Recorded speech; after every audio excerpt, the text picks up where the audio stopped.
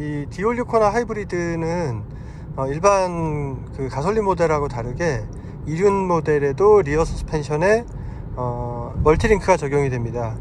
그러니까 가솔린 모델 같은 경우는 이륜 구동은 리어 서스펜션이 토션빔이 적용이 되거든요. 그래서 이 토션빔 서스펜션과 멀티링크 서스펜션의 차이 때문에 승차감에서 좀 차이가 있고요. 그 다음에 휠 타이어 같은 경우도 가솔린 모델은 17인치, 18인치, 19인치까지 적용이 되는데 이 하이브리드 모델은 최대 18인치까지, 그러니까 17인치하고 18인치 두 가지가 적용이 됩니다. 이전에 제가 디올류 코나 그 가솔린 모델 탔을 때는 19인치 휠이 적용된 모델이었는데 이륜 구동 모델이었거든요. 근데 지금 타고 있는 하이브리드 모델은 18인치 휠이 적용이 되어 있습니다. 이제 그 부분도 핸들링이나 승차감에 영향을 미칠 거예요. 일단 기존의 가솔린 모델 같은 경우는 기본적으로 좀 승차감이 좀 딱딱하게 느껴지는 부분이 있었어요. 그러니까 댐핑의 스트로크나 이런 거는 둘째치고 일단 노면에 굉장히 민감하게 반응해서 피드백이 좀 강하게 오는 편이라서 승차감이 좀 딱딱하게 느껴지는 편인데, 대신에 이제 핸들링을 할 때 리어 서스펜션이 약간 로드홀딩이 떨어지면서 조금 뭐랄까 이렇게 선회를 할 때 앞에가 말려 들어가는 느낌이 좀 있기 때문에 의외로 약간 운전은 좀 재밌게 느껴지는 편이었거든요.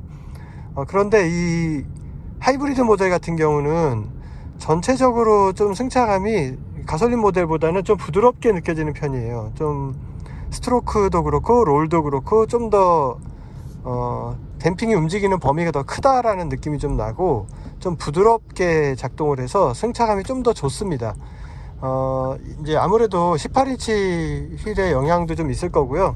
그 다음에 리어 서스펜션이 멀티링크다 보니까 리어가 좀 끈끈하게 노면에 붙어 있는 느낌이 있어요. 그래서 조금 더 안정감은 있는데 대신에 이제 스트로크나 롤이 좀 크고 댐핑이 좀 부드럽다 보니까 좀 경쾌한 맛은 좀 떨어지더라고요. 근데 의외로 기능적으로 볼 때 핸들링 퍼포먼스라든가 코너링 성능이라든가 이런 면에서 봤을 때는 생각보다 굉장히 기능이 뛰어납니다. 그러니까 코너링 하는 능력이라든가 고속주행에서의 이런 핸들링 퍼포먼스라든가 이런 것들이 굉장히 끈끈하고 접지력이 되게 잘 나오고요. 굉장히 성능이 좋습니다. 하지만 경쾌함이 좀 떨어지다 보니까 운전이 약간 재미는 그렇게 없어요.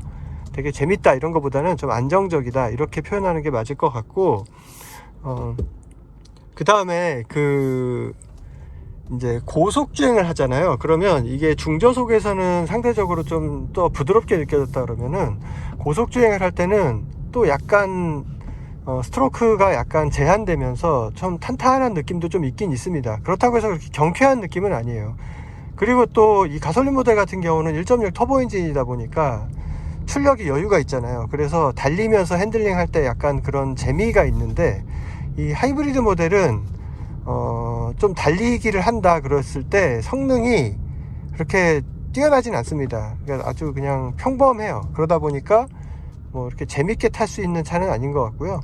그냥 편하게 탈 수 있는 차, 이 정도 보시면 되고, 다만 이 코나의 샤시 자체가 전체적으로 좀 노면에 대한 피드백이 강한 것 같아요. 그러니까 좀 노면이 안 좋은 곳, 그러니까 아스팔트가 좀 포장 상태가 좋은 곳에서는 괜찮은데 노면이 좀 러프하고 안 좋은 데 가면은 피드백이 좀 많이 옵니다. 서스펜션이 부드럽게 세팅이 됐음에도 불구하고 여전히 그 노면의 이런 굴곡이나 이런 것들이 운전자한테 전달이 잘 되는 편이에요. 그래서 약간 길이 안 좋은 데 가면 통통통 튀는 느낌도 좀 있고요.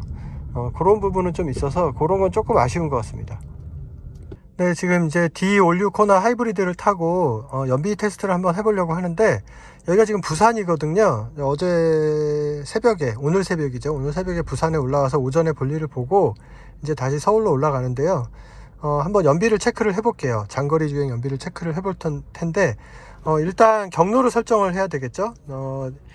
이 디올류 코나 같은 경우는 빌트인 캠이 적용되는 경우에 증강현실 내비게이션을 지원을 합니다. 그래서 여기서 내비를 선택한 다음에 이렇게 증강현실 내비게이션이 나오거든요. 목적지 설정은 음성 명령으로 하면 돼요. 대상타운 현대아파트 길 안내. 몇 번째 항목을 선택할까요? 첫 번째. 이 장소로 안내할까요? 네. 안내를 시작할게요. 그래서 커넥티드 경로를 요청해서 실시간 교통 정보를 반영해서 길 안내를 해줍니다. 상주 영천고속도로 중부내륙 고속도로로 안내할게요. 네, 이렇게 해서 요금은 23,300원입니다. 네, 이렇게 해가지고 3km 앞 오른쪽 1시 방향입니다. 아유 참 말 많네요. 이렇게 해가지고 이제 서울까지 가면서 연비를 한번 체크를 해보도록 하겠습니다. 이 D56코나 하이브리드는 내연기관 말고 전기 모터도 같이 사용되거든요. 그러니까 하이브리드라는 게 일반 엔진 외에 배터리하고 전기 모터가 같이 적용이 되어 있는 거잖아요. 그러다 보니까 마치 전기차처럼 회생제동 기능도 같이 적용이 되어 있습니다. 그래서 회생제동을 이용해서 배터리 충전을 하고 그 다음에 이제 브레이크 대신 감속도 해주고 이러는데, 이 D56코나 하이브리드는 이 회생제동 양을 임의로 설정을 할 수가 있어요. 그걸 어떻게 설정하냐면, 이 스티어링 휠에 보시면 여기 패들 시프트가 있거든요. 왼쪽에 마이너스가 있고 오른쪽에 플러스가 있는데, 이 패들 시프트를 이용해서 회생제동의 강도를 조절할 수가 있습니다. 오른쪽 거 패드를 작동시키면은 회생제동이 점점 강해지고요. 점점 약해지고요. 왼쪽으로 작동시키시면, 왼쪽 패드를 작동시키시면 점점 강해집니다. 그래서 3단계까지 조절이 가능하고 회생제동을 완전히 해제할 수도 있는데, 이렇게 임의로 설정을 하면 설정해 놓은 강도로 계속 일정하게 작동하잖아요. 근데 오토 모드를 쓸 수가 있어요. 그러니까 오토 모드는 뭐냐면 주행 상황에 따라서 회생제동 강도를 자동으로 설정을 해주는 거예요. 실시간으로. 그러니까 회생제동이 강하게 걸리는 게 좋을 때는 자동으로 강해지고, 좀 약하게 타력으로 주행하는 게 좋을 때는 자동으로 약해지고, 이게 주행 상황에 따라서 알아서 작동이 되거든요. 그래서 실제로 사용을 해보면 굉장히 편리합니다. 이 회생제동을 오토모드로 쓰고 싶으시면은 어떻게 작동시키냐 하면은 이 오른쪽에 있는 패들이 있어요. 요 패들을 지금 보시면 왼쪽 패드를 누르면 회생제동 강도가 이렇게 올라갔다 내려갔다 하는데, 이 오른쪽 패드를 이렇게 길게 당기면 오토가 꺼지기도 하고, 또 길게 다시 당기면 오토가 켜지기도 합니다. 지금 오토가 켜졌죠. 지금 회생제동 강도 밑에 레벨이 나오는데 지금 레벨이 하나도 없잖아요. 여기서 주행 상황에 따라서 지금 앞에 선행 차가 있잖아요. 근데 제가 좀 바싹 붙은 다음에 아세를 딱 띄면 회생제동 강도가 이렇게 실시간으로 바뀌는 게 보여요. 앞차가 멀어지면 스스로 회생제동 강도도 약해지면서 타력 주행을 할 수 있게 해주고, 지금 앞차가 정차를 하고 있잖아요. 감속을 하니까 회생제동 강도도 같이 강해지고 있습니다. 이러니까 이렇게 도시 시내 도로에서 주행할 때 브레이크 페달 작동하는 빈도가 굉장히 줄더라고요. 그리고 운전이 훨씬 더 편해져요. 그래서 이 오토 모드를 이용하시는 게 굉장히 편리하다는 거. 그래서 D56코나 타시는 분들은 회생제동을 우측 패드를 길게 당겨 가지고 오토 모드를 이용하시면 굉장히 편리합니다. 그리고 아까 전에 제가 경로 설정을 이 자체 내비게이션의 증강현실 내비게이션으로 설정을 했는데, 지금 보시면 카메라를 이용해서 전방 화면을 이렇게 실제로 디스플레이에 보여주고, 그 위에 직접 경로를 이렇게 표시를 해줘요. 그래서 좀 더 직관적으로 볼 수가 있습니다. 이거는 특히 고속도로 같은 경우보다 이렇게 도심에서 사용할 때 되게 좋은 것 같아요. 도심에서 일반적인 내비게이션 화면으로는 도로 판별이 좀 헷갈린다 이럴 때 이 증강현실 내비게이션을 사용하시면은 직관적으로 볼 수가 있기 때문에 되게 좋아요. 그리고 지금 보시면 여기 좌회전 하는데 나오니까 이렇게 애니메이션이 이렇게 나오죠. 이렇게 직관적으로 볼 수가 있습니다. 이것도 그냥 이렇게 일괄적으로 나오는 게 아니라 좌회전을 해야 되는 곳이 좀 멀리 있다가 점점 가까이 갈수록 이것도 점점 커져요. 그러니까 원근감을 주는 거죠. 멀리 있을 때는 여기 좀 화살표가 좀 작게 나오다가 다가갈수록 점점 커집니다. 그래서 좌회전을 어디서 해야 되는지 확실하게 알 수가 있고, 이 화면만으로 혼동이 될 수 있으니까 여기서 또 이렇게 일반적인 내비게이션 화면도 이렇게 보여줍니다. 그래서 실수하지 않도록 이거 되게 좋은 것 같아요. 대신에 고속도로처럼 도로의 변화가 별로 없고 이정표가 잘 돼 있고 뭐 이런 데서는 사실 이 증강현실 내비게이션은 시야가 되게 좁기 때문에 이거보다는 일반적인 내비게이션 화면이 더 나아요. 그래서 이 화면을 전환하고 싶으면 이 버튼을 누르면 됩니다. 이렇게 누르시면 이렇게 화면이 전환이 됩니다. 이런 식으로. 자, 이제 고속도로에 진입을 했는데요. 지금 부산 시내를 통과해서 지금 고속도로까지 오는 동안 지금 9.7km를 이동을 했는데 연비가 20.9km가 나와 있습니다. 이제 이거는 도심 시내 도로에서 나온 연비고요. 이제 고속도로가 이제 서울까지 가는 동안 고속도로로 주행을 할 거기 때문에 고속도로 연비가 나중에 이제 결과적으로 큰 영향을 미치겠죠. 이제 하이브리드는 사실 도심보다는 고속도로에서의 연비가 좀 더 안 나와요. 그러니까 도심 주행 연비가 더 좋거든요. 일반적인 내연기관 차들은 고속 주행이 연비가 더 좋은데 이 하이브리드나 전기차 같은 경우는 전기 모터의 효율이 고속보다는 도심 주행에서 더 효율이 좋기 때문에 하이브리드도 마찬가지로 고속도로에서 연비가 조금 더 떨어지거든요. 근데 과연 얼마나 나올지 한번 보도록 하겠습니다. 자, 이제 고속도로로 주행을 할 거니까 제가 크루즈 컨트롤을 설정해서 주행을 하도록 하겠습니다. 자, 이 디올리 코나의 스마트 크루즈 컨트롤 사용은 간단해요. 스티어링 휠의 왼쪽 상단 버튼을 눌러주시고 여기 위에 이제 크루즈 컨트롤이 활성화가 되면 요 레버를 올렸다 내렸다 하면서 속도를 설정하시면 되는데, 자, 이 도로는 경부고속도로니까 시속 100km 도로거든요. 자, 100km에다 맞추겠습니다. 자, 100km에다 맞추니까 이 도로의 제한속도에 맞추니까 이 숫자 표시가 초록색으로 바뀌었어요.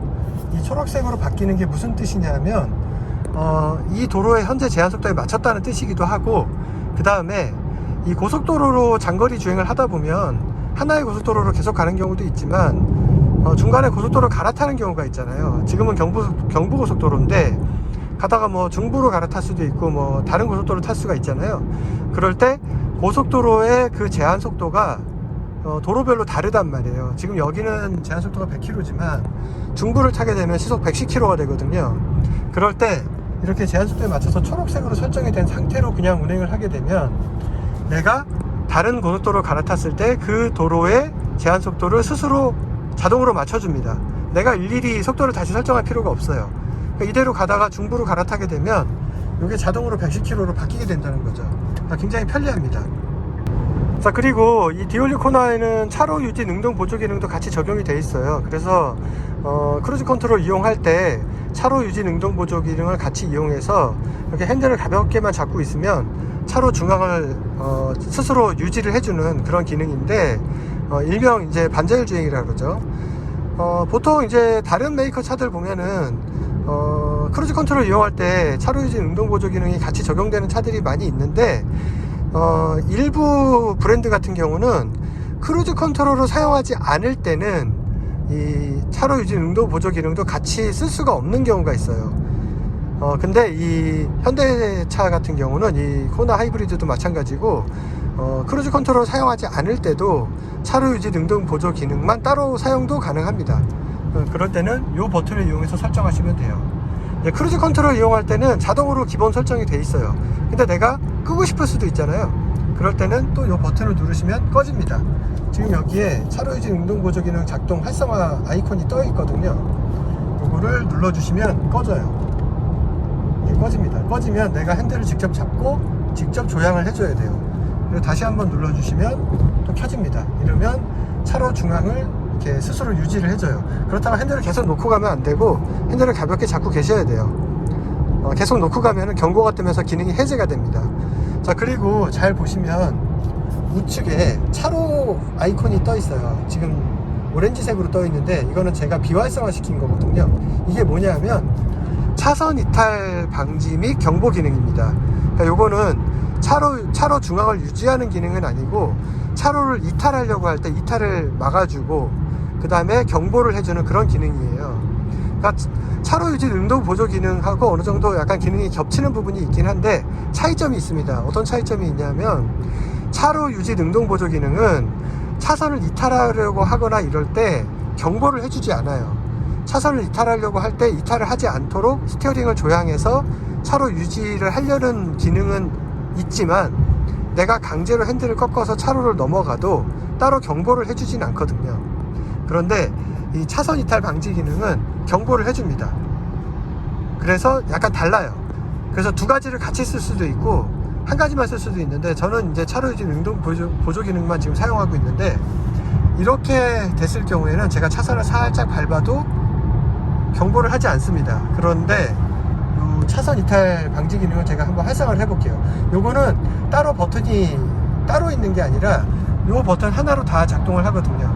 짧게 누르면은 차로 유지 능동 보조 기능을 이제 껐다 켰다 하는 거고, 길게 누르시면은 차선 이탈 방지 기능을 껐다 켰다 할 수 있어요. 지금은 제가 꺼놓은 상태인데, 이거를 길게 누르면, 자, 이렇게 초록색으로 바뀌었죠. 그러면 저기 켜진 거예요. 그러면 제가 차선을 밟으려고 하면 경보가 울립니다. 자, 한번 차 없을 때 제가 살짝 밟아 볼게요. 자, 이런 식으로 경보가 울립니다.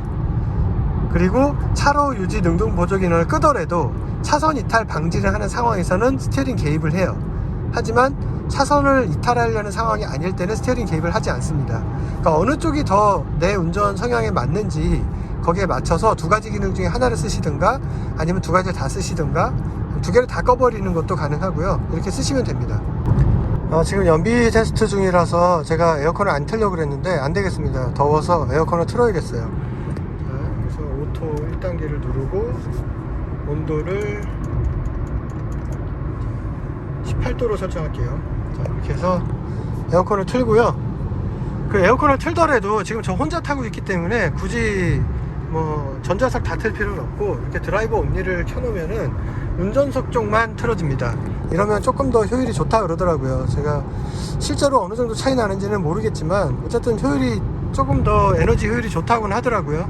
이렇게 사용을 하고, 여기에 덤으로 이렇게 통풍 시트도 틀었습니다. 그래서 조금 더위를 좀 식히면서 가야겠습니다. 그리고 이 디올류 코나 하이브리드는 이 스마트 크루즈 컨트롤에 굉장히 유용한 설정 기능이 있어요. 이 현대차의 스마트 크루즈 컨트롤에 공통적으로 있는 기능인데, 요즘에 나온 차들에 있는 기능이죠. 예전에 나왔던 차들은 없고요. 이 스마트 크루즈 컨트롤 같은 경우에, 물론 이제 요즘에 크루즈 컨트롤, 어댑티브 크루즈 컨트롤이 적용된 차들이 다른 브랜드에도 많지만, 이게 이제 자동 운전이다 보니까 운전자가 직접 가속을 조정하는 게 아니라 뭐 주변 선행차와의 거리나 이런 거를 감안해서 가속도 했다 감속도 했다 하잖아요. 그럴 때 가속의 정도나 이런 것들을 임의로 내가 원하는 대로 할 수가 없단 말이에요. 어떤 브랜드 차는 가속이 너무 세고 어떤 브랜드 차는 좀 약하고 뭐 이런 차이가 있을 수가 있는데, 사람마다 취향이 다르니까, 또 주행하는 도로의 또 환경이 다르니까 조금 마음에 들 때도 있고 좀 불편할 때도 있고 이렇겠죠. 그런데 이 디올류 코나 하이브리드의 스마트 크루즈 컨트롤은 이 크루즈 컨트롤의 가속의 정도나 반응 속도나 이런 것들을 마음대로 설정할 수 있어요.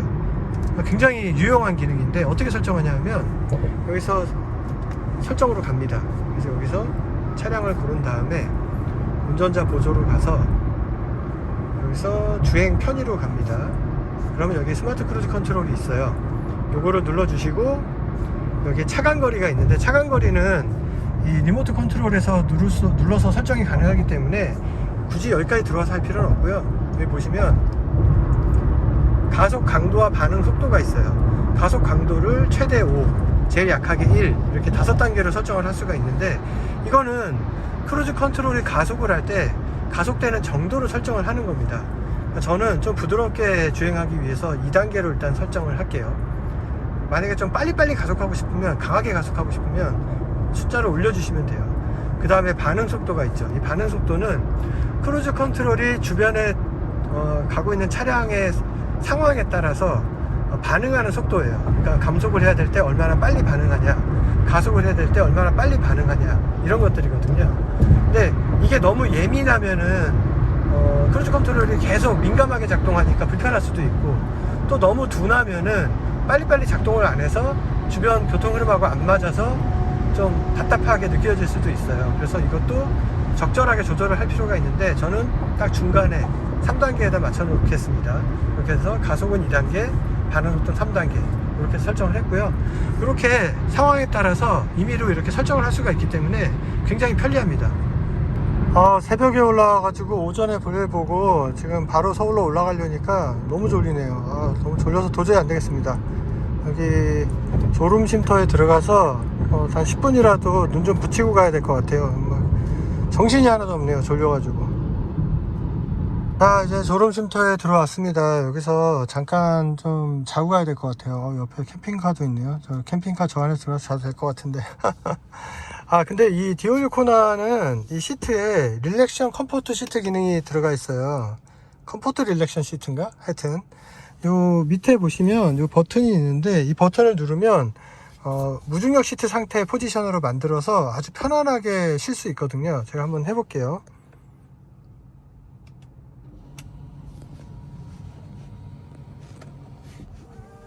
오, 놀이기구 타는 것 같아요. 네, 아주 편안하네요.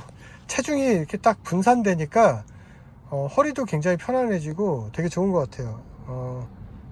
제가 밖에 내려서 한번 보여드릴게요. 자, 요런 시트 포지션이 됩니다. 이게 원터치로 돼요. 요 버튼 하나로 그냥 되는 거거든요. 내가 직접 일일이 맞출 필요 없이 버튼 하나만 누르면 이렇게 됩니다. 근데 이게 아주 적절한 포지션인 것 같아요. 네, 이렇게 해가지고 조금 한 10분만 눈 붙이고 가야 될 것 같습니다. 이 디올류 코나의 공조기에는 공기청정 기능이 포함이 되어 있어요. 그러니까 초미세먼지 이런 것도 다 걸러줄 수 있도록 필터도 이제 헤파 필터가 적용이 되어 있고요. 지금 보시면 현재 실내 공기 질이 이렇게 표시가 됩니다.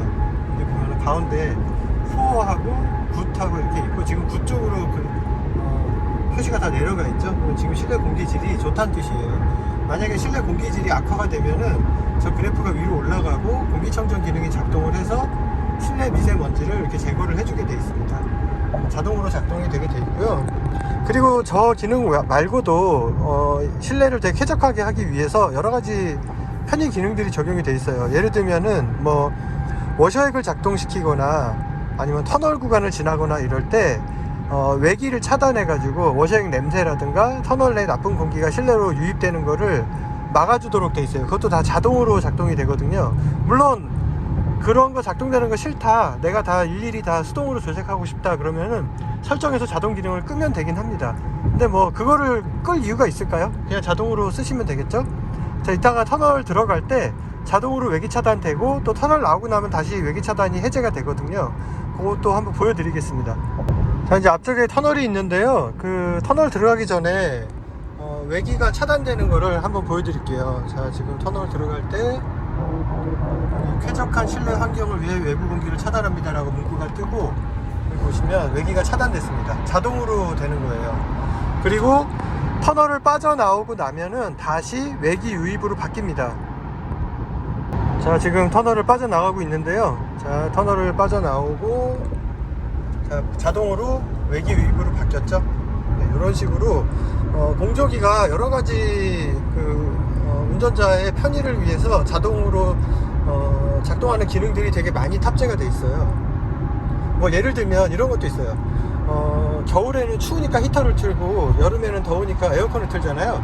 이렇게 공조기를 틀었을 때 그 공조기에 연동돼서 스티어링 열선이라든가 통풍 시트, 그 다음에 시트 열선 이런 것들이 같이 연동돼서 작동을 합니다. 그러니까는 예를 들어서 히터를 틀고 열선을 따로 틀고 이럴 필요가 없이 히터를 트는 순간 현재 외기 온도라든가 히터의 설정에 따라서 연동돼서 자동으로 시트 열선이나 스티어링 휠 열선이 같이 연동돼서 작동이 되고요. 추울수록 강도가 높게 설정이 되고 날씨가 좀 덜 추운 날은 약하게 틀어지고 이렇게 좀 상황에 맞게 자동으로 같이 연동돼서 작동이 돼요. 에어컨도 마찬가지예요. 날씨가 많이 더운 날은 에어컨 딱 틀면 통풍 시트가 아주 강하게 작동이 되고요. 많이 덥지 않은데 에어컨을 틀면은 그 외기 온도 상황에 따라서 통풍 시트가 약하게 틀어지거나 아니면은 또 굳이 작동될 필요가 없는 상황에서는 통풍 시트가 작동이 안 되기도 합니다. 그러니까 그 상황에 맞춰서 연동돼서 작동이 돼요. 무조건 일괄적으로 작동되는 게 아니고요. 그래서 되게 편리하더라고요. 현대차 같은 경우에 이 애플 카플레이나 안드로이드 오토를 쓸 때 무선을 지원을 안 해요. 그러니까 케이블을 반드시 연결을 해야 됩니다. 여기 지금 보면은 이 코나 같은 경우도 여기 케이블을 이렇게 연결을 했는데 이게 잘못하면은 방법을 모르시는 분들은 케이블을 연결했는데도 안 된다고 호소하시는 분들이 있어요. 그게 왜 그러냐 하면은 여기 케이블이 있고 여기 또 하나 있잖아요. 여기는 충전만 되는 거고요. 여기가 이제 폰 연결하거나 아니면 뭐 충전하거나 다용도로 쓰는 이제 단자인데 옆에 보면은 이렇게 충전 표시가 있고 밑에 이렇게 연결 표시하고 그 다음에 충전 표시가 같이 있는 게 있어요. 지금 보면 여기 밑에 불이 들어와 있죠. 근데 이게 버튼이에요. 이걸 이렇게 누르시면 위로 불이 들어오고, 여기 이렇게 눌러 놓으시면 여기를 꽂아도 카플레이나 이런 게 연결이 안 됩니다. 충전만 되는 거예요. 그러니까 이 포트랑 똑같은 포트가 되는 거죠. 다시 한 번 더 눌러서 이 밑에 쪽에 불이 들어오게 해야만 카플레이가 연동이 됩니다. 그거를 모르고 계시는 분들이 이렇게 눌러 놓은 상태에서 케이블 연결했을 때 카플레이가 실행이 안 된다고, 이렇게 왜 그러냐고 물어보시는 분들이 있어요. 불량 난 거 아니냐고. 그거 정확하게 알고 계시면 될 것 같고요. 그리고 이게 한 가지 불편한 게 있어요. 다 마음에 드는데 이게 이제 무선 카플레이가 안 되잖아요. 그러니까 무조건 케이블을 연결을 해야 된단 말이에요. 근데 요 앞쪽에는 스마트폰 무선 충전기가 있습니다. 이렇게 옆으로 이렇게 횡방향으로 해서 놓게 돼 있어요. 이렇게 올려놓게 돼 있는데 여기에 보면 턱이 있죠. 이 턱은 뭐냐면 스마트폰을 올려놓고 쓸 때 쓰는 거예요. 그러니까 이렇게 세워놓는 거죠. 여기 턱에 걸어서. 근데 이게 의미가 없는 게 예를 들어서 무선 카플레이가 지원이 된다 그러면은 무선으로 그냥 연결을 해놓고 여기다 충전을 하든가 아니면 이렇게 세워놓고 쓰든가 뭐 이렇게 하면 돼요. 그리고 여기 화면은 나오고. 근데 이건 케이블을 연결해야 되잖아요. 근데 케이블을 연결을 한 상태에서는 이 안에 들어가지가 않아요.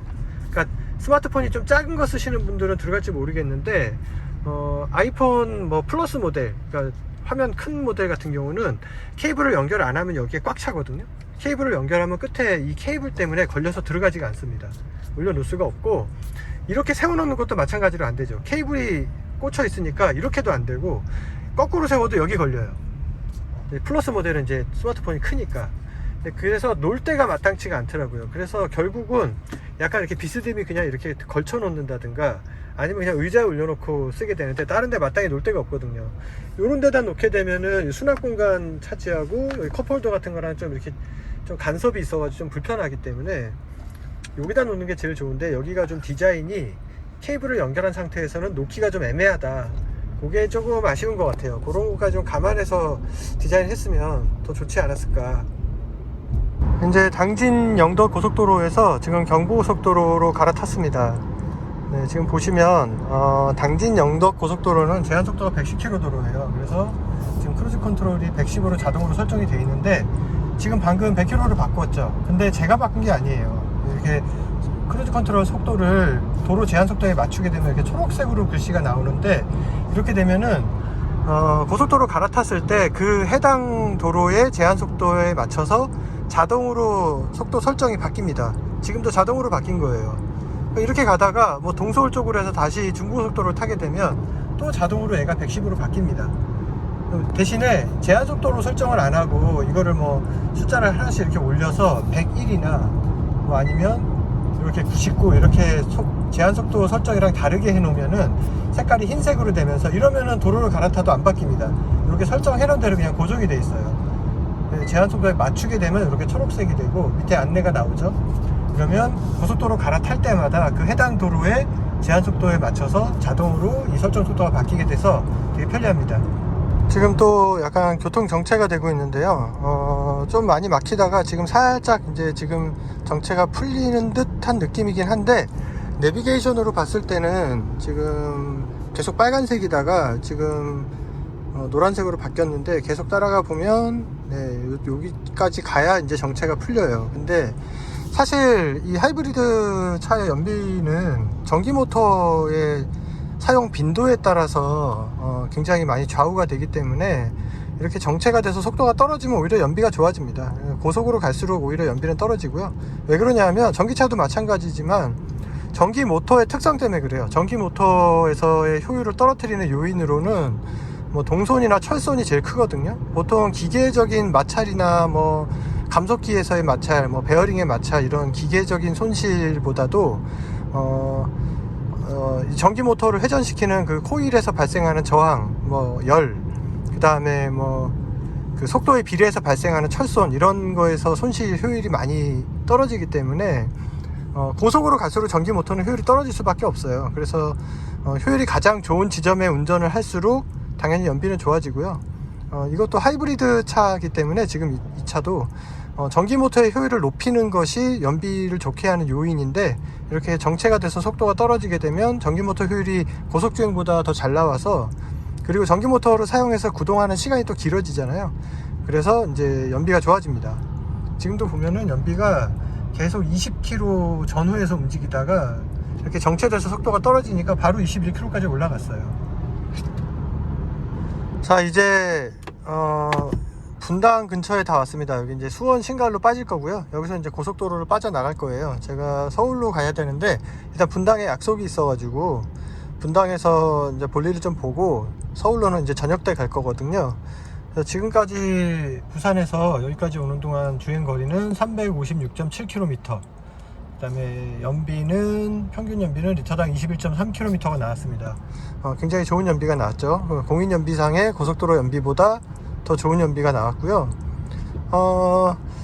같은 파워트레인에서는 아반떼 하이브리드랑 비교하면은 좀 연비가 좀 많이 떨어지긴 해요. 근데 이제 차체 크기나 뭐 이런 것들이 차이가 나기 때문에 뭐 아반떼 하이브리드만큼 연비가 나오지는 않을 것 같은데, 일단 지금 부산에서 출발해서 여기까지 오는 동안의 연비를 봤을 때는 아반떼 하이브리드로 비슷하게 테스트했을 때 25.9km가 나왔거든요, 평균 연비가. 그러니까 좀 차이가 많이 나긴 하지만 이것도 굉장히 좋은 연비죠. 그리고 근데 여기서 한 가지, 아반떼 하이브리드는 보통 하이브리드는 배터리가 탑재되기 때문에 연료 탱크가 좀 작아요. 근데 이제 이 아반떼 하이브리드가 연료 탱크가 42L거든요. 근데 이 디올리코나 하이브리드는 연료 탱크가 38L입니다. 더 작아요. 그래서 아까 출발할 때 제가 기름이 거의 없는 상태에서 가득 주유를 했는데 30L 조금 넘게 들어가더라고요. 그러니까 보통 그냥 가솔린 모델 같은 경우는 연료 탱크가 50L짜리가 들어가거든요. 그러니까 연료 탱크가 굉장히 작은데 그럼에도 불구하고 연비가 워낙 좋아서 한 번 주유하면은 주행할 수 있는 거리가 상당합니다. 지금 제가 출발할 때 가득 주유하고 지금까지 총 357km, 주유 후 357km를 탔는데 아직 기름은 절반 이상이 남아 있습니다. 그래서 아직 한참 더 탈 수 있어요. 지금 예상 주행 가능한 거리가 352km니까 지금까지 탄 거랑 합치면 한 700km 정도를 탈 수가 있는 거죠. 그러니까 뭐 기름 탱크가 작아도 주행 거리가 굉장히 많이 나오기 때문에 연비가 워낙 좋아서 기름 탱크 작은 거는 걱정할 필요는 없을 것 같은데 아반떼보다 작은 거는 좀 이해가 안 가네요. 자, 이제 도심에 들어와서 이제 크루즈 컨트롤 끄고 제가 직접 주행을 하니까 다시 회생제동 오토 모드를 작동을 시킬게요. 아까 제가 설명 한번 드렸다시피 이 오른쪽 패드 시프트를 길게 당기면 됩니다. 길게 당기면 여기 이제 오토라고 표시가 들어왔죠. 지금 레벨은 표시가 안 되는데 이제부터 회생 제동량은 주행 상황에 따라서 자동으로 작동을 하게 됩니다. 지금 앞차가 속도를 줄이죠. 그러니까 제가 지금 브레이크를 안 밟았는데 회생 제동량이 올라가면서 감속을 해주고 있어요. 그러니까 브레이크 페달을 안 밟아도 어느 정도 감속을 해줍니다. 완전 정차는 안 되지만, 완전 정차는 제가 직접 브레이크를 밟아야 되고요. 만약에 완전 정차까지 된다 그러면 전기차처럼 원페달 드라이빙이 되는 건데 그렇게까지 되지는 않고요. 회생 제동량만 최대 3단계까지 조절을 해서 선행 차량의 감속되는 정도에 따라서 브레이크 페달 역할을 대신 해줍니다. 그러면서 회생 제동을 적극적으로 쓰게 되니까 배터리 충전 효율도 올라가고요. 당연히 또 배터리 충전 효율이 올라가니까 배터리가 빨리 충전되고 그러면은 EV 모드 작동이 자주 이제 활성화 되니까 연비도 좋아지는 거죠. 네, 지금 앞에 신호가 걸려서 앞차가 지금 속도를 줄이고 있잖아요. 그러면 제가 브레이크 페달 안 밟아도 앞차가 가까워지면 지금 회생 제동이 점점점 강해지고 있죠. 그러면 앞에 가서 브레이크 페달만 적당히 조절해서 정차를 해주면 됩니다. 물론 이 회생 제동으로 감속을 하는 거는 브레이크 페달로 제동하는 것처럼 그렇게 강하게 진짜 순간적으로 강한 힘으로 제동을 하는 게 아니기 때문에 그냥 회생 제동만 믿고 브레이크 페달 준비를 전혀 안 하고 있으시면 안 돼요. 갑자기 어떤 돌발 상황이 생겨서 앞에 가던 차가 급제동을 한다든가 뭐 어떤 차가 갑자기 순간적으로 껴든다든가 이랬을 때는 대응이 안 되거든요. 그래서 브레이크 페달을 쓰지 않는다 이런 개념보다는 브레이크 페달을 좀 아껴 쓴다 라고 생각하시면 돼요. 자, 이제 목적지에 도착을 했습니다. 이제 집에 도착을 했고요. 과연 연비가 얼마나 나왔는지 이제 주차한 다음에 한번 확인을 해 볼게요. 자, 이제 주차까지 다 완료를 했고요. 자, 연비를 한번 보겠습니다. 부산에서 기름을 가득 채우고 서울까지 왔는데 중간에 이제 분당에 들려서 볼일을 보고 왔고요. 보시면 주행 시간만 따졌을 때 6시간 58분. 그러니까 이제 부산에서 그냥 분당에서 좀 볼일 보다가 다시 서울까지. 그래서 총 6시간 58분을 주행을 했고, 물론 부산 시내에도 좀 돌아다녔어요. 근데 그렇게 길지는 않았고요. 대부분이 고속도로 주행이고, 일단 분당에서 서울은 이제 간선도로 주행이 많았고요. 총 412.1km를 주행을 했고, 평균 연비는 21.6km가 나왔습니다. 전에 아반떼 하이브리드 가지고 양산 갔을 때 그때 25.9km 정도 나왔었거든요. 그러니까 같은 파워트레인이지만 아무래도 이제 아반떼가 이제 세단이고 이거는 이제 SUV잖아요. 그래서 이제 차도 더 크고 그래서 연비는 아무래도 이제 아반떼가 더 좋게 나왔는데 지금 이 디올류 코나 하이브리드도 굉장히 좋은 연비가 나왔습니다. 21.6km면은 굉장히 좋은 연비고 다만 이제 이 디올류 코나 하이브리드는 기름 탱크가 연료 탱크가 38리터로 좀 작아요. 보통 가솔린 모델 같은 경우는 50리터인데 굉장히 작기 때문에 연비에 비해서는 총 주행 가능한 거리가 그렇게 길지는 않은데 그래도 연비가 워낙 좋기 때문에 38리터 가지고도 상당히 많이 주행을 할 수 있습니다. 지금 보면 부산에서 가득 넣고 주행을 했을 때 지금 제가 412km를 탔는데 아직도 남은 기름으로 282km 더 탈 수 있어요. 그러면 이제 이렇게 계산을 해봤을 때 거의 몇이죠? 700km 정도 탈 수 있다는 얘기죠. 그러니까 연료를 최대 38리터를 넣을 수 있는데 38리터를 넣는다고 해서 38리터를 다 쓰진 않잖아요. 보통 이제 30리터 정도 쓰죠. 이제 보통 기름이 불이 들어올 때까지 탄다 그러면 30리터 조금 뭐 그 정도 쓸 건데 그거 가지고 이제 거의 700km를 탈 수 있다는 얘기니까 장거리 주행을 했을 때 굉장히 많이 탈 수 있는 거죠. 연비가 되게 좋습니다. 자, 그리고 이전에 디올류 코나 하이브리드 말고 가솔린 모델을 제가 시승해서 포스팅도 하고 뭐 유튜브 영상도 올렸는데 지금 이 모델은 하이브리드 모델이기 때문에 뭐 특별히 기능적으로 크게 다른 건 없어요. 다만 이제 하이브리드 전용 이제 앱이 몇 가지가 들어가 있는데 그 중에서 여기 셋업에 들어가 보면 여기 차량이라고 있고요. 여기서 친환경차라는 항목이 있습니다. 이게 가솔린 모델은 당연히 없겠죠. 여기로 들어가면 여기에 이제 뭐 관성주행이라든가 스마트 회생 시스템, 그 다음에 대기환경 보호 모드 뭐 이런 것들이 있는데 여기서 이제 스마트 회생 시스템은 아까 전에 제가 이 패들로 회생제동 사용하는 거 설명을 좀 드렸는데 이제 이 오른쪽 패드를 길게 누르면 여기 오토 모드가 작동된다 그랬잖아요. 그 오토 모드가 바로 이 스마트 회생 시스템입니다. 이거는 아까 설명을 드렸으니까 생략을 하고요. 그 다음에 이제 여기 보면 관성주행 안내 시점이라고 있잖아요. 이게 뭐냐면 관성주행 안내를 할 거냐 말 거냐 여기서 설정을 하고요. 그 다음에 안내 시점을 고를 수가 있어요. 빠르게, 보통, 느리게. 이건 뭐냐면 자, 주행을 하다가 이제 저 앞에 가서 차를 세우거나 아니면 코너를 돌아야 되는 상황이 됐는데 미리 악셀을 띄워서 그 타력으로 관성으로 쭉 주행을 하면 연료 소비 없이 최대한 효율적으로 주행을 할 수 있잖아요. 그거를 사람이 신경 써서 도로 상황을 보면서 할 수도 있겠지만 이 디올류 코나 하이브리드는 이 기능을 이용해서 이제 그런 안내를 직접 받을 수가 있습니다. 그래서 저 안내에 따라서 지시대로 해도 관성주행을 되게 효율적으로 이용할 수가 있어요. 그래서 그거를 쓸 거면 여기서 사용하는 걸로 체크를 하고 그 다음에 안내 시점을 어떻게 할 건지를 고르면 됩니다. 그리고 여기 대기환경 보호 모드라는 게 있는데 이거는 뭐 제가 볼 땐 크게 신경 쓸 건 없을 것 같아요. 이제 뭐 보통 이제 내비게이션이랑 연동을 해서 대기 환경 보호가 필요한 지역이 되면 거기서 이제 EV 모드를 좀 더 적극적으로 사용하도록 세팅하는 그런 건데 뭐 대기 환경 보호 모드가 필요한 지역이 어딘지 정확히 알지도 못하겠고 이게 뭐 굳이 얼마나 효용성이 있는지는 모르겠어요. 그래서 이거는 일단 저는 비활성화해서 썼는데 스마트 회생 시스템을 여기 들어가시면 내비게이션 연동하고 그 다음에 스마트 회생 시스템하고 이렇게 두 가지가 있어요. 여기서 이제 내비게이션 연동을 하게 되면은 회생 제동을 좀 더 강하게 쓰는 게 유리한 지역과 그 다음에 타력 주행을 좀 더 쓰는 게 유리한 지역을 내비게이션에서 지역 정보를 받아서 회생 제동을 설정할 때 이제 감안해서 연동이 되는 거고요. 스마트 회생 시스템은 아까 제가 설명드린 이 패드를 써서 오토 모드 쓰는 그겁니다. 그 다음에 이제 빌트인 캠인데 이 빌트인 캠은 현대차에서 적용된 지가 좀 됐어요. 근데 초창기 때 적용된 빌트인 캠들은 사운드 녹음이 안 됐었거든요. 근데 지금 나오는 빌트인 캠은 사운드 녹음이 됩니다. 그래서 여기 메뉴로 가면 여기 빌트인 캠으로 들어가면 이제 주행하면서 녹화된 것들이 이렇게 목록이 나오고요. 주행 중 상시, 주차 중 상시, 주행 중 이벤트 뭐 이런 것들이 나오고, 여기 옵션에 들어가시면 여기서 이제 내가 녹화를 할 건지 말 건지를 고를 수가 있습니다. 이런 식으로 해제할 건지. 지금은 제가 다 선택이 돼 있는 상태예요. 그리고 주차 녹화 가능 시간도 설정할 수 있어요. 이제 이게 이제 배터리 충전량에 영향을 받기 때문에 그거 감안해서 여기 보면 최대 20시간까지 설정을 할 수가 있고요. 그 다음에 이제 목록에 들어가서 뭐 예를 들어서 여기서 뭐 내가 이걸 누르고 이렇게 화면이 나오면 볼 수가 있고, 그 다음 화면을 크게 보고 싶으면 이렇게 크게 확장해서 보는데, 여기는 전방 화면, 여기는 후방 화면입니다. 그리고 지금 소리도 녹화가 돼 있죠. 네, 녹음이 같이 나와서 소리까지 같이 나옵니다.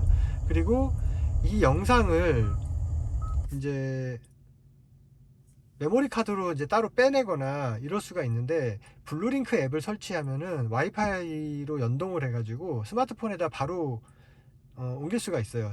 볼 수가 있거든요. 그렇게 해서 사용하는 방법도 있고, 아니면 여기에 요 안에 이제 빌트인캠 메모리 카드가 들어있거든요. 요거를 열면은 요 안에 메모리 카드가 들어있습니다. 요 메모리 카드를 빼서 옮겨도 돼요. 네, 그렇게 하는 방법도 있습니다. 그리고 이 빌트인 캠이 되게 기존에 초창기 때 나왔던 빌트인 캠보다 좋은 게 뭐냐면, 소리만 녹음되는 걸로 차이가 나는 게 아니라 주행한 속도라든가 충격 감지 뭐 이런 것들을 다 보여줘요. 지금 예를 들어서 제가 여기서 재생을 하면 요 위에 주행 속도가 이렇게 나오죠. 주행 속도가 나오고 뭐 충격 감지 뭐 이런 것들이 나오고, 뭐 좌우측에 차들 뭐 내가 깜빡이 킨 거 이런 것도 표시가 되고요. 그 다음에 위치 이렇게 경도 위도도 표시를 해주고, 그 다음에 여기 보시면 내비게이션 지도 화면도 보여줍니다. 지금 현재 위치, 여기 뭐 주소도 나오고요. 이렇게 해서 훨씬 더 상세한 정보들을 볼 수가 있어요. 이렇게 누르면 후방 화면만 보는 것도 되고, 전방 화면 이렇게 볼 수가 있고. 그리고 일반적인 블랙박스처럼 수동 녹화나 이벤트 녹화 기능도 다 있어요. 이벤트는 여기서 확인이 가능하고요. 수동은 주행을 하다가 내가 지금 이 상황을 녹화로 저장해 놓고 싶다, 지워지지 않고 보관하고 싶다 그러면은 요 위에 보시면, 자, 요 위에 보시면 요 버튼, 가운데 버튼이 있습니다. 요 버튼이 블랙박스 수동 녹화 버튼이에요. 이걸 이렇게 누르면 지금 제가 이 메뉴 화면에 돼 있어서 작동이 안 되는데, 자, 밖으로 다시 나가서 빌트인 캠을 활성화 시켜 놓고 이 버튼을 누르면 이렇게 깜빡깜빡거리죠. 그러면 녹화가 되는 거예요. 지금 상황이 이 일정 시간 전부터 요거 누른 다음에 일정 시간 뒤까지를 녹화를 해서 따로 저장을 해줍니다. 저장한 거를 어디서 확인하냐 하면, 다시 빌트인 캠 메뉴로 가서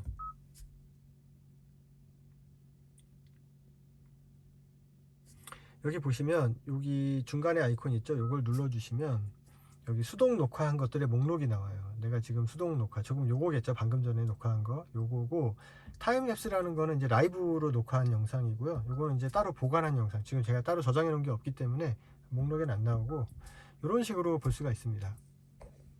그 외에 대부분의 기능들이나 이런 디자인은 뭐 기존의 가솔린 모델하고 하이브리드 모델이 그렇게 차이 나는 건 별로 없어요. 그래서 가솔린 모델에서 한번 리뷰를 했었기 때문에 거기서 좀 참고해서 보시면 공통적인 부분이 굉장히 많고 중복이 되기 때문에, 이번에는 이 하이브리드 모델 같은 경우는 이제 하이브리드의 모델을 선택하시는 가장 큰 이유가 연비잖아요. 그래서 부산에서 서울까지 이동하면서 연비를 한번 체크해보고, 그 다음에 하이브리드에만 적용되어 있는 몇 가지 기능들을 제가 약간 설명을 해드렸어요. 그 외에는 가솔린 모델 리뷰했던 거를 참고하시면 될 것 같습니다.